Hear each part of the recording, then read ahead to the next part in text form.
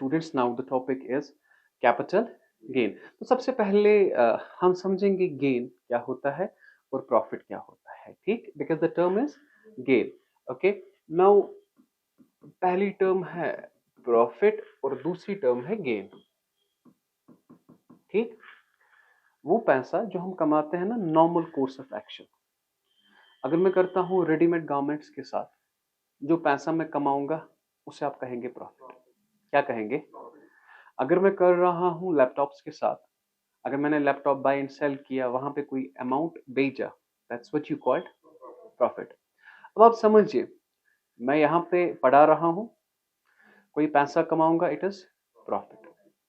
अब मैंने कोई जमीन खरीदी, जो फी मैंने आप लोगों से पकड़ा, उस पैसों से मैंने क्या लाया? जमीन लाई, ठीक है? वो जमीन मैंने बेची, वहां पे 3 लाख कमाया मैंने, क्या उसे हम प्रॉफिट कहेंगे? उसे हम कहेंगे गेन, क्योंकि मेरा काम नहीं है जमीन लाना और बेचना। असल में अगर आपसे कोई कहेगा कि उजैर सर क्या करता है, आप क्या कहोगे? तो उजैर सर पढ़ाता है।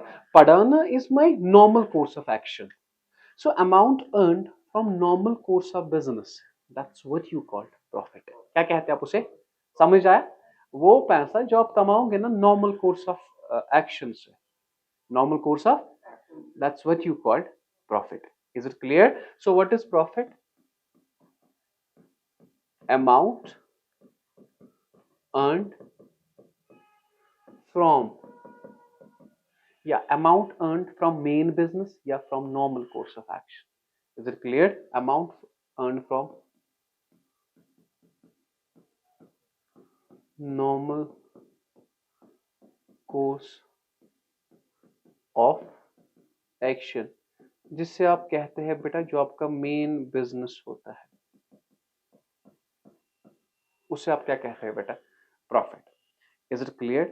So amount earned other than normal course of action, that's what you called gain. That's other than. समझ आ रहा है क्या मैंने कहा? Amount earned other than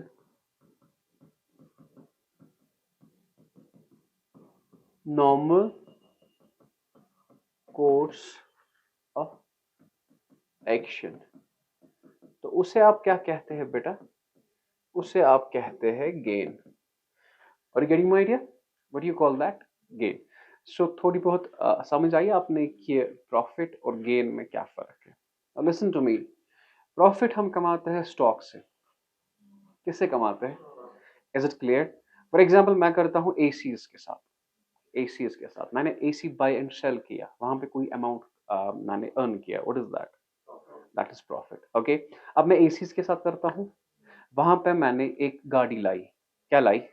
गाड़ी। और गाड़ी लाई मैंने 2 लाख की और बेची मैंने 2.5 लाख की, वहां पे भी पैसा कमाया, what is that? Gain. So you come to know what is the difference between profit and gain. और याद रखना बेटा, जो प्रॉफिट है ना वो आपने किया ना ऑलरेडी, बिजनेस में आपने निकाला था ना प्रॉफिट, निकाला कि नहीं? तो अब आपको पता चला कि स्टॉक से आता है प्रॉफिट। जिसके साथ आप काम करते हो ना, उसी से क्या आता है आपका? Is it clear? Are you getting my dear? Okay, now this was all about the profit and gain. और टॉपिक, हमारा टॉपिक जो है वो क्या है? हमारा टॉपिक है कैपिटल गेन। क्या है बेटा? Is it clear? ओके, अब व्हाट इज कैपिटल गेन? अगर आपसे कोई कहेगा सर हमें बताइए कैपिटल गेन क्या होता है, क्या बेटा?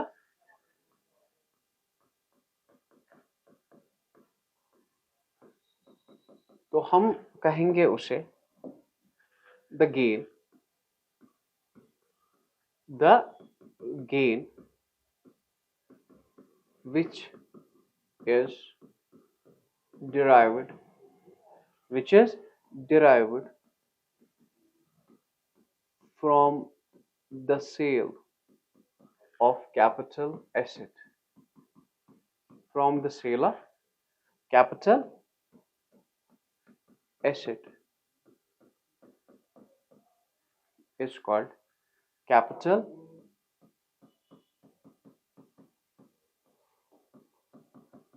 are you getting my idea? वो gain Now you come to know first, what the gain is all about. Okay, ये आपका नॉर्मल बिजनेस नहीं होगा, ठीक है। वो गेन जो हमने कमाया from the sale of capital asset, from the sale of, that's what you call capital gain. So now there comes a term, what is capital asset. Okay, so as per text the list of capital assets are, अगर मुझे, मैं आपको बताता हूं, ठीक है, याद रखे, अगर आपसे कोई कहेगा सर ये कैपिटल एसेट क्या होता है, तो आप ऐसे बताएंगे सर, देखिए, list of capital assets, list of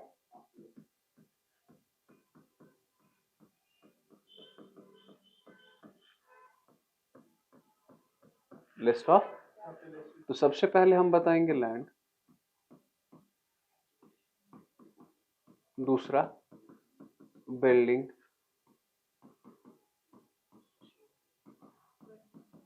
very good, machinery and plant, the plant is, it is group of machinery. Okay, समझ आ रहा है, या आप ऐसे भी कह सकते हैं ज्वेलरी, समझ आ रहा है, शेयर्स, बॉन्ड्स। ख्याल रखे, आप ये बेच रहे हो, आपने ये परचेज किया होता है, अब आप ये सेल कर रहे हो, I am not talking of interest. Okay, आप ये बेच रहे हो, आपने 1 लाख का लाया और 2 लाख में बेचा, so that 1 lakh is your gain. Is it clear? So ये आपके कैपिटल एसेट में यूजुअली जो है, ये आपके कैपिटल एसेट में आते हैं। और याद रखना, इस बात का ख्याल रखना, चाहे बिजनेस के हो या पर्सनल हो, इट इज इमेटीरियल। समझ आ रहा है? चाहे बिजनेस के हो या आपको अब पर्सनल हो, तो आपको दोनों कंसिडर करने हैं। लेकिन हाँ, there comes a point, sir ऐसे कौन से एसेट है, ऐसे कौन से एसेट है जो कैपिटल एसेट में नहीं आते? क्या क्या कहा मैंने? ऐसे कौन से एसेट्स है जो कहां पे नहीं आते? सो एसेट्स नॉट इंक्लूडेड, क्या? assets not included, assets not included in capital assets। आपको कुछ अंदाजा होगा कि कौन सा एसेट नहीं आएगा यहां पे। सबसे पहले स्टॉक नहीं आएगा। क्यों? क्योंकि क्योंकि दैट्स प्रॉफिट, दैट इज, और वो हमने देखा ना कहां पे, वो हमने देखा इनकम फ्रॉम बिजनेस में। Is it clear? और दूसरा जो होगा ना, जो पर्सनल अपीयरेंस होते हैं, फॉर एग्जांपल ज्वेलरी होती है ना, पर्सनल पर्सनल, ठीक है, जो वो लगाता है, वो कैपिटल गेन में नहीं आता। Is it clear? यहाँ पे पर्सनल आया, जो लगाते हैं, समझ आ रहा है? सो पर्सनल एसेट्स जो पर्सनल होते हैं, मतलब जो हम लगाते हैं, कभी लगाते हैं ना कोई चीज हम, इज इट क्लियर? तो वो एसेट इसमें नहीं आते हैं। Are you getting my dear? So let's conclude. हमने पढ़ा क्या? हमने कहा what is capital gain, the gain which is derived from the sale of capital asset, the gain which is derived from the sale of is called, are you getting? तो after that we come to know about the capital asset। so capital asset क्या आता है? Land, building, machinery, है ना। Stock नहीं आता, stock नहीं आता, शेयर्स भी आते हैं, बॉन्ड्स भी आते हैं। Is clear? Okay, now this capital gain is of two types. What? Now this capital gain, क्या बेटा हमारा जो टॉपिक है अब, वो क्या है? वो है टाइप्स ऑफ कैपिटल गेन। क्या है बेटा? What is the topic? Topic हमारा जो है, that is types of capital gain. So text के हिसाब से there are two types of capital gain. There are two types. There are two types. The first one is short-term capital gain. What is the first one? Short-term capital gain.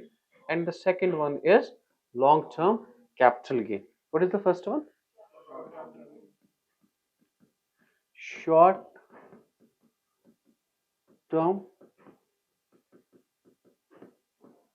capital gain. And what is the second one? Long-term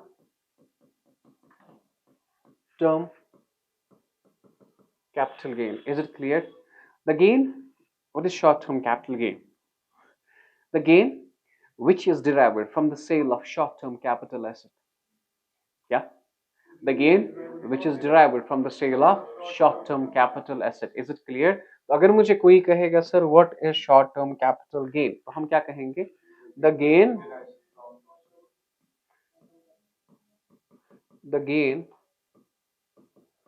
which is derived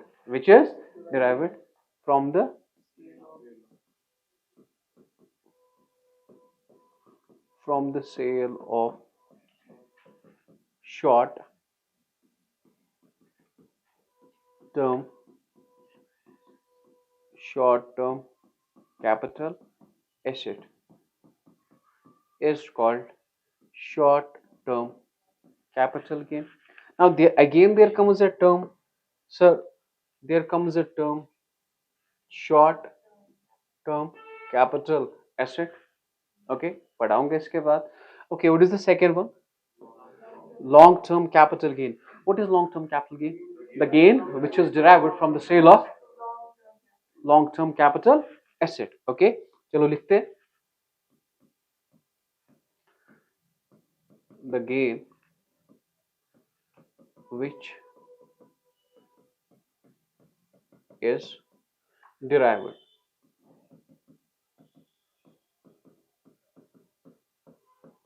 from the sale of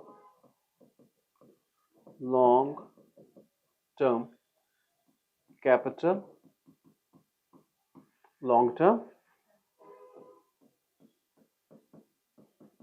is called long term capital gain.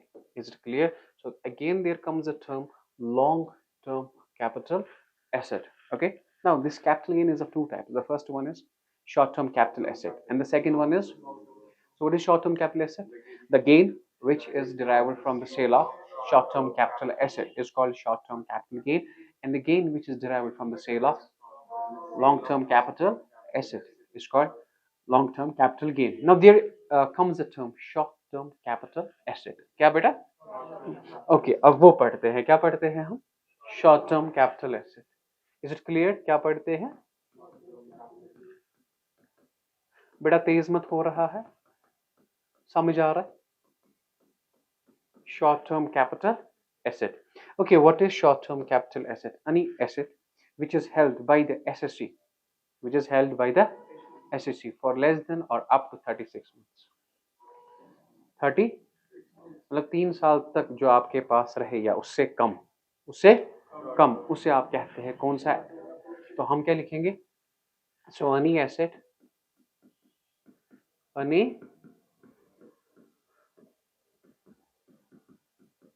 which is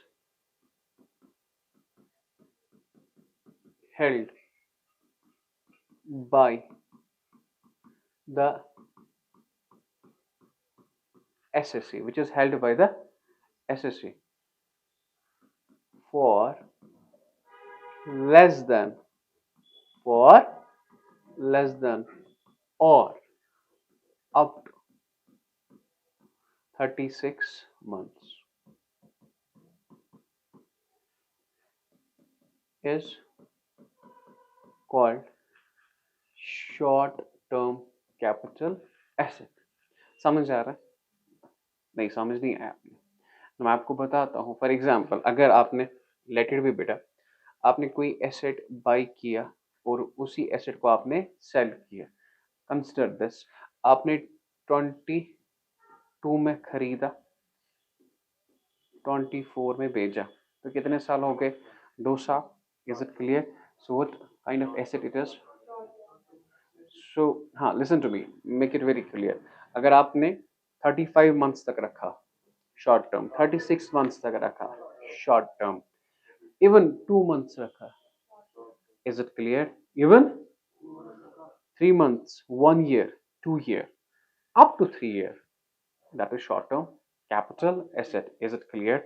Okay, what is long term capital asset? There again there comes the term. So what is that? Long term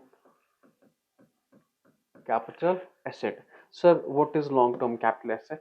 Okay, any asset which is held by the SSC for more than 36 months is called long term capital asset. Is it clear? समझ आ रहा है? Any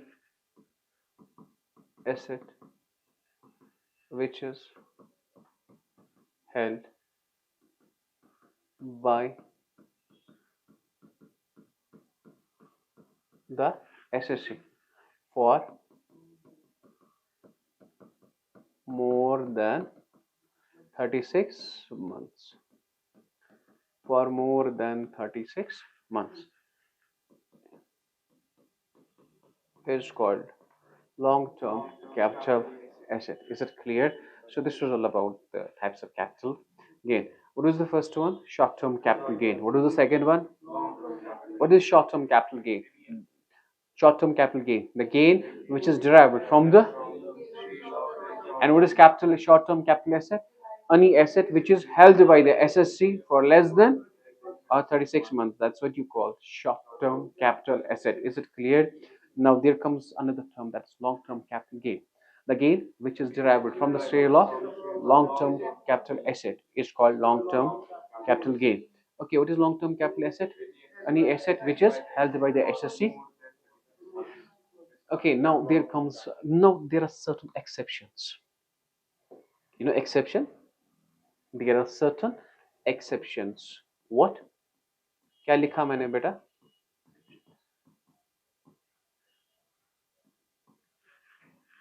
क्या बेटा? Exceptions. There are certain exceptions. So what are those exceptions? आप तो exception की बात कर रहे हैं. Exception में ये time limit नहीं लगेगा आपको. Exception में ये time limit. Is it clear? तो सबसे पहले in case of shares क्या बेटा?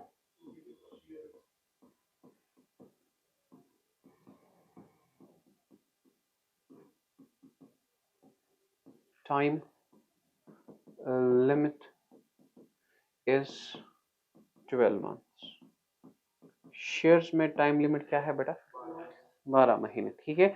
शेयर्स में 36 मंथ्स नहीं है. शेयर्स में कौन सी लिमिट है? 12 months. Is it clear? Okay.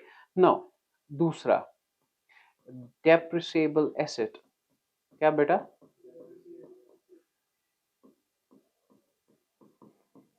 Is always short term capital asset.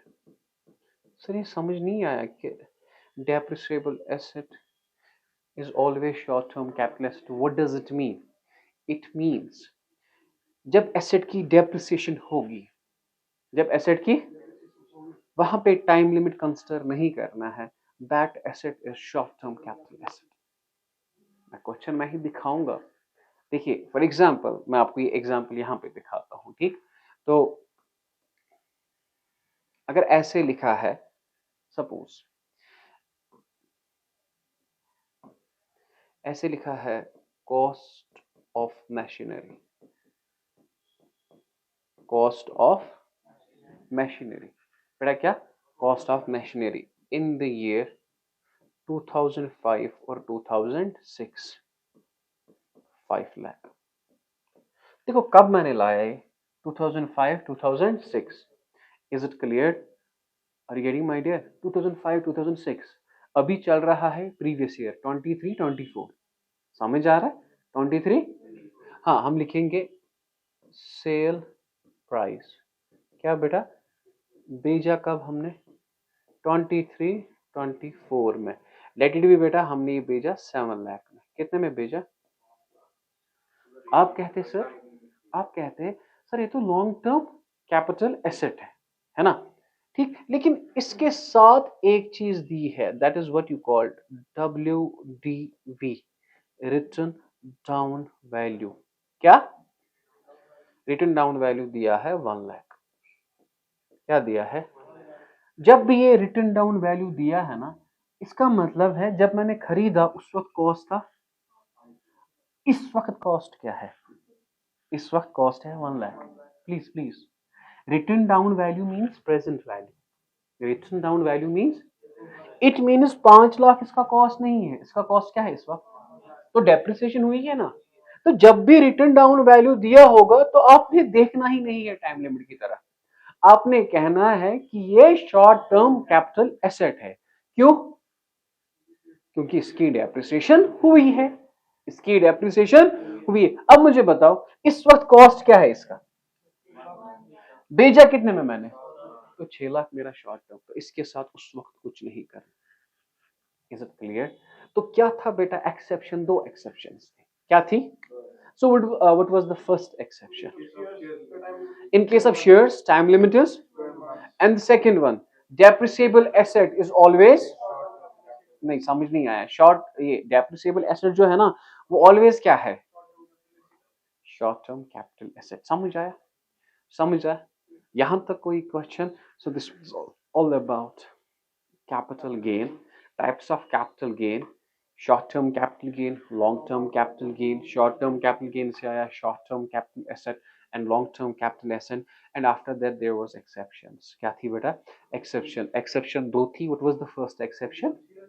In case of shares, time limit is and depreciable asset is always okay। तो सबसे पहले मैं आपको पहला लेक्चर कंप्लीट कराने जा रहा हूँ, शॉर्ट टर्म कैपिटल गेन निकालेंगे। क्या निकालेंगे? Is it clear? तो हम बेटा क्या निकालेंगे बेटा? Short term capital gain. Is it clear? समझ आए? यहां तक कोई क्वेश्चन? यहां तक कोई क्वेश्चन बेटा? तो यहां देखिए आप,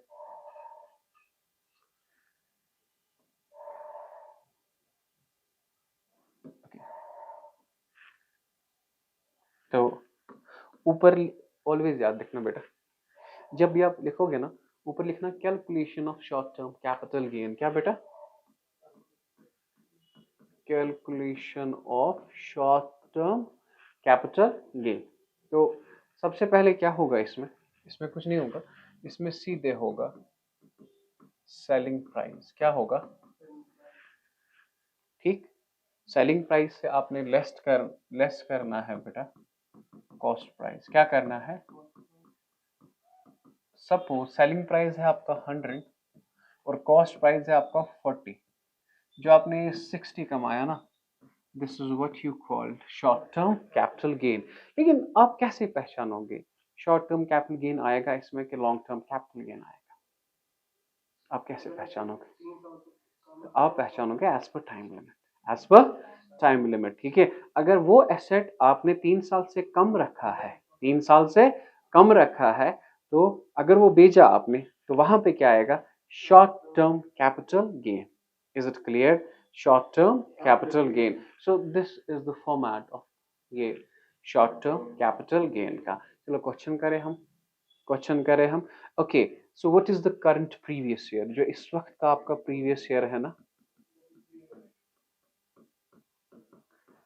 सो 23 24। आई डोंट नो कि आपको टीचर ने कौन सा प्रीवियस ईयर पढ़ा है, लेकिन प्रेजेंटली इस वक्त क्या है? 23 24, और आपको इनकम करनी है इस साल की कैलकुलेट, मतलब इस साल में वो भेजेगा, इस साल में भेजेगा वो 23 24 में। Is it clear? अब मुझे बता दीजिए 23 24 अगर 22 में खरीदा होगा शॉर्ट टर्म है, 21 में खरीदा है शॉर्ट टर्म है, इवन 20 में खरीदा है शॉर्ट टर्म है। Is it clear? तो उस बात का ख्याल आप रखेंगे। नहीं टफ लगा? फिर से, क्योंकि सेलिंग प्राइस आपका इस साल आएगा, सेलिंग प्राइस किस साल होगा? प्रीवियस ईयर में 23 24 में। Are you getting my idea? Okay, let's talk about question number 1। Question number 1, okay, हमारा क्वेश्चन है पहले, ठीक है, ऐसे लिखा होगा सेलिंग प्राइस ऑफ ज्वेलरी। यहाँ पे ऐसे लिखा होगा 23 24, मतलब इस साल में आपने ये भेजा, ठीक है, आपने भेजा ये 5 लाख में। कितने में भेजा? ओके, अब लिखा होगा साथ ही cost price of jewellery, cost price of jewellery. अब लिखा है इन द ईयर 21 23, सीधे 23 माइनस 21 2, 24 माइनस, यहाँ पे ऐसे 21 22 होगा ना, तो 2 साल आ रहे हैं ना, तो कॉस्ट प्राइस क्या है बेटा 2 लाख। क्या है बेटा, अब आपको कह रहा है फाइंड आउट, क्वेश्चन आपको कह रहा है find out short term capital gain. क्या आपको आएगा ये क्वेश्चन? आएगा। सिंपल है ना, करना क्या है आपको, ऐसे ठीक एक लाइन देनी है, इसको ऐसे लिखना है। ऊपर क्या लिखोगे आप बेटा, ऊपर लिखोगे आप calculation of short term capital gain. Is it clear? So what is the first thing? Selling price. How much the selling price is? 5 lakh. And हम क्या करते हैं, लेस करते हैं हम cost price. What is the cost price? 2 lakh. So this minus this, your 3 lakh is short term capital gain. I hope you got this. Easy. कोई question? Now let's move towards long term capital gain. किसका बेटा? long term capital gain. Okay? नहीं समझ आ रहा है आपने क्या? अब कहाँ की तरफ जाना है हमें? long term capital gain. अब आप एज्यूम करिए बेटा ऐसा ही क्वेश्चन है, पहले मैं थोड़ा बहुत आपको यहीं पे थोड़ा दिखाता हूं। अब आप एज्यूम करें कि ऐसे दिया है, जो सेलिंग प्राइस दिया है ना 23-24 में, वो दिया है 1 करोड़। क्या दिया है? ओके। अब जो कॉस्ट प्राइस है ना, कॉस्ट प्राइस जो दिया है वो दिया है 2001-2002 का, 2001-2002 का वो दिया है बेटा 5 लाख। क्या दिया है? अगर हम एज अ लेमन सोचेंगे तो हमने कितना कमाया? 95 लाख है ना, 95 लाख। तो 95 लाख पे हमें टैक्स देना है ना, हमें समझ आ रहा है। लेकिन अब ये टैक्स बेचारा ये जो कह रहा है ना कि मैंने 95 लाख नहीं कमाया, क्योंकि जो 5 लाख का वैल्यू था ना इन द ईयर 2001-2002 में, अगर वो हम आज देखेंगे वो 5 लाख नहीं होगा, वो इससे कहीं ज्यादा होगा। आपने समझ आ रहा है? देखो मैंने कितने में भेजा इस वक्त? 1 करोड़ में भेजा। ओके, मैंने कितने में खरीदा था ये? 5 लाख में। गोल्ड कॉइन कितने की थी? मतलब इन द ईयर 2001-2002, मतलब बहुत कम, उस वक्त वैल्यू बहुत कम था ना। तो उस वक्त का 5 लाख आज का 2 करोड़ हो सकता है। जो उस वक्त 5 लाख में आता वो आज कितने में आएगा? आपने समझ आ रहा है? नहीं समझ आ रहा है कि नहीं? तो हम क्या करते हैं, हम देखते हैं, हम जुल्म नहीं करते इस टैक्स वाले पे बेचारे पे, हम देखते हैं कि 5 लाख का प्रेजेंट वैल्यू क्या होगा। क्या? इसका जो सेलिंग प्राइस है ना, इसका जो सेलिंग प्राइस है वो कितना है? 1 करोड़। लेट इट बी इस 5 लाख का प्रेजेंट वैल्यू है 60 लाख। कितना?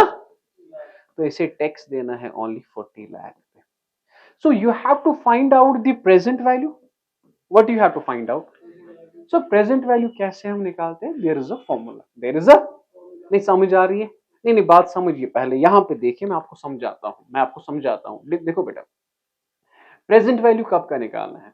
अगर दिया होगा ना 2001-2002, इसका आपने निकालना है प्रेजेंट वैल्यू। क्या निकालना है सर? किस साल का? 23-24। लेट इट बी बेटा 2005-2006, इसका भी आपने क्या निकालना है? समझ आ रहा है? इन द ईयर 23-20, समझ आ रहा है? तो याद रखना, लेट इट बी बेटा इसका 1 लाख, इस वक्त का, वो इस वक्त का लेट इट बी 30 लाख होगा। कितना? सर आप ऐसी ही वैल्यू कैसे देते हैं?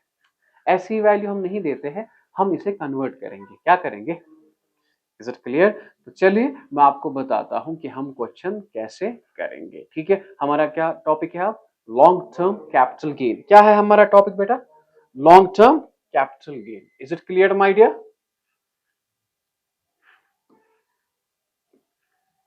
तो हम लिखेंगे, ओके। नाउ सबसे पहले हम निकालेंगे calculation of long term capital gain. हम क्या लिखेंगे पहले बेटा, सेलिंग प्राइस। क्या लिखेंगे, लेकिन ये सेलिंग प्राइस किस साल का होगा, 23 24 का। किस साल का होगा, इज इट क्लियर, 23 24 का कोई भी अमाउंट होगा। लेकिन इससे हम पहले करते हैं लेस सेलिंग एक्सपेंसेस। क्या बेटा, लेस क्या करते हैं, क्योंकि बेटा जब बड़ा एसेट होता है ना, हमें उसे बेचने में खर्चा लगता है। Very good, that's called selling expenses. For example let it be this is 100 minus 10 and this 90 is your net selling price.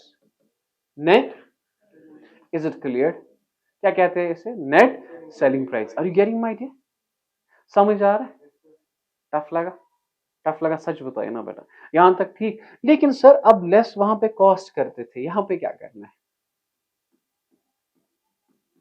Less याद रखना, हम करते हैं कॉस्ट ऑफ इंडेक्सिंग। क्या करते हैं, कॉस्ट ऑफ इंडेक्सिंग। पहला पहला याद रखना बेटा, जो पहला है ना, जब हमने खरीदा है, परचेज कॉस्ट, क्या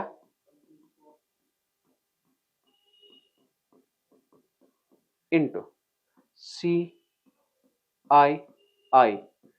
ऑफ प्रीवियस ईयर। किस साल का, प्रीवियस ईयर क्या है हमारा, 23 24 divided by CII of purchase year. क्या बेटा, CII ऑफ परचेज ईयर। आप लगा सर ये क्या है, ये CII, ये मैं बताऊंगा, मत डरो, मैं हूं ना अभी यहीं पे, हूं ना अभी मैं यहीं पे। नहीं टफ लग रहा है, नहीं सच बताए टफ लग रहा है। Okay my dear. दूसरा, अब जरूरी नहीं है एक ही कॉस्ट होगा, जरूरी नहीं है।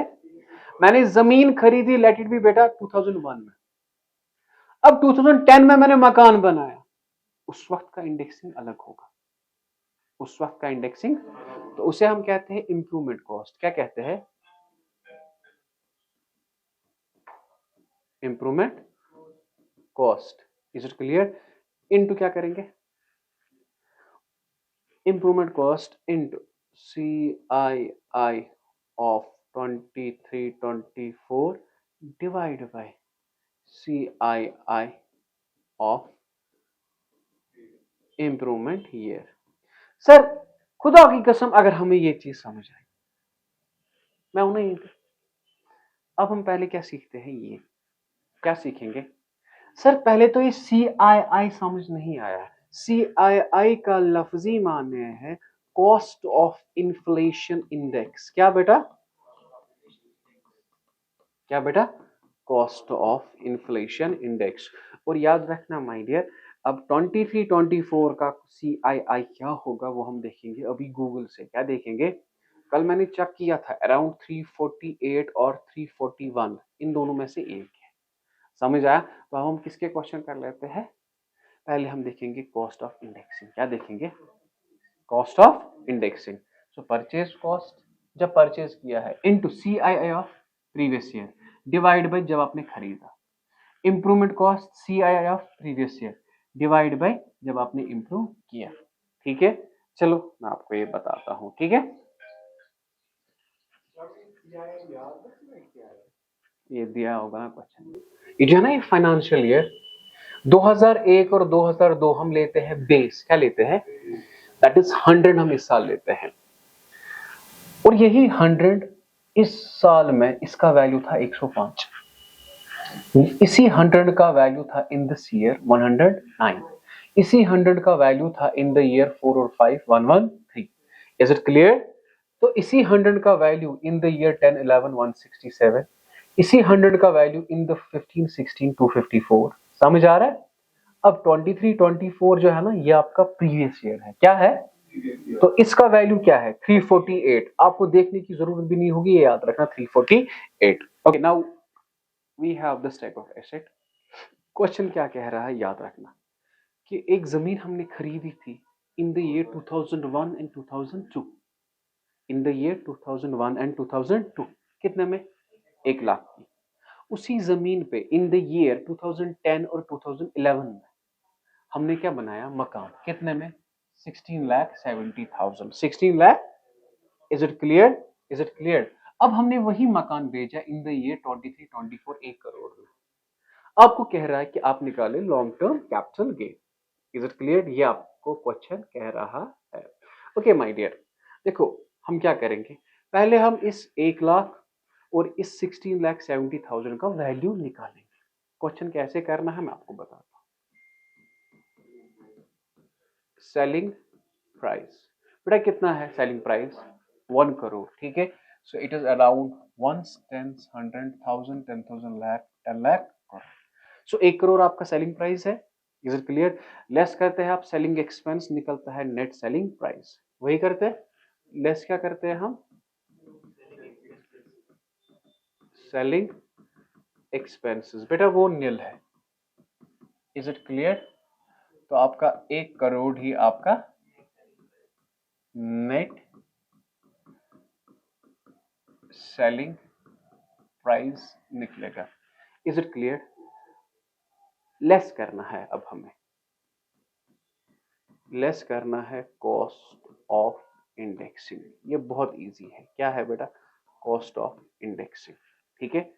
अब जो पहला है, जो पहला है, इज इट क्लियर? तो उसे हम कहते हैं परचेज कॉस्ट। क्या कहते हैं? नहीं समझ आया? ठीक। कितने में खरीदा हमने? 1 lakh. Is it clear? Now listen to me. 1 lakh into previous year का है 348 डिवाइड बाय किस साल में खरीदा? 1-2 में क्या था? 100। समझ आ रहा है? दूसरा, हमने मकान बनाया। हमने क्या बनाया? मकान। That's called improvement cost. कितने का मकान बनाया?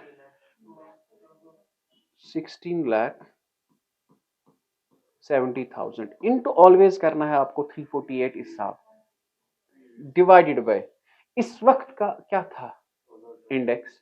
167। Are you getting my idea? Now you have to convert this 1 lakh into 348 divided by 100। बेटा कितना आता है? So ये बनता है आपका 3,48,000। Is it clear? ये माइनस करना है ना। अब मुझे बताओ, ये जो 16,70,000 है इंटू करना है 348 डिवाइड बाय करना है 167, कितना आता है? 34। ये भी आता है 34,80,000।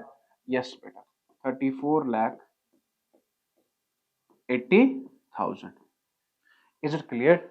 समझ आ रहा है? अब आप इस 1 करोड़ को ये माइनस करें और ये माइनस करें, so you will get your long term capital gain. क्या निकलेगा? Long term capital gain. Tough लगा? Is it clear? कितना आया? So 61,72,000 is your long term capital gain. क्या ये इजी है? नहीं सच बताए। अब मुझे बताओ, टफ मत है। तो ये क्या आप कर रहे हो बेटा? ऑलवेज आपको पता है मैं क्या कह रहा था, टैक्स के रूल चेंज होते हैं। ये जो ये 348 है ना, ये सिर्फ इस साल का है। पिछले साल था 331। पिछले साल क्या था? और इस साल क्या है? 348। Is it clear? So cost of indexing आपने समझ आई? कॉस्ट ऑफ इंडेक्सिंग आपने समझ आई?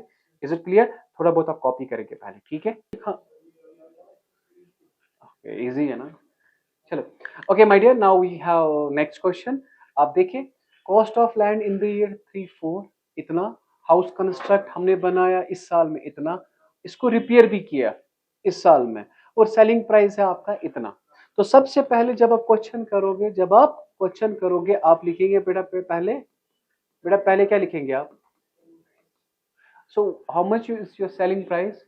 बेटा कितना है बेटा? 50 lakh. Is it clear? So your selling price is 50 lakh. अब आप करते थे लेस सेलिंग एक्सपेंसेस, वो है ही नहीं, तो यही बनेगा net selling price. Is it clear? तो हम क्या करेंगे बेटा? Less cost of indexing. जो सबसे पहला कॉस्ट है ना, दैट इज परचेज कॉस्ट, ठीक है। देखो पहले को आप लिखेंगे परचेज कॉस्ट, दूसरे को लिखेंगे इंप्रूवमेंट, तीसरे को भी लिखेंगे इंप्रूवमेंट। क्या लिखेंगे? तो पहला जो है दैट इज परचेज कॉस्ट, दूसरा जो है वो भी है इम्प्रूवमेंट कॉस्ट, तीसरा भी क्या है बेटा, टफ लगा? तो कुछ नहीं करना है, आपने जो कॉस्ट दिया होगा ये है ना 218,000 इनटू करना है 348, डिवाइड बाय क्या होगा वो देखेंगे, वो हम देखेंगे। अब क्या बनाया आपने 7 लाख इनटू क्या करेंगे 348, डिवाइड बाय क्या है वो हम देखेंगे, ठीक है। इसके बाद रिपेयर जो है वो क्या है 2,54,000 इनटू करेंगे 348, डिवाइड बाय क्या है वो हम देखेंगे। Is it clear? Know the first one in the year 34 that is 109 है ना, 34 में 109, यहाँ पे आपने लिखना है 109। ओके, अब यहाँ पे 9-10 में क्या था 148, अब इस साल कितना है बेटा 254। Is it clear? समझ आ रहा है? अब मुझे बताएंगे आप बेटा पहले ये कितना हो रहा है आपका 6 लाख, तो ये आ रहा है आपका 6,96,000 और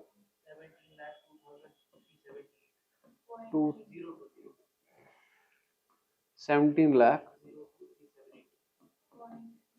पॉइंट छोड़ दीजिए आप, ठीक है। और ये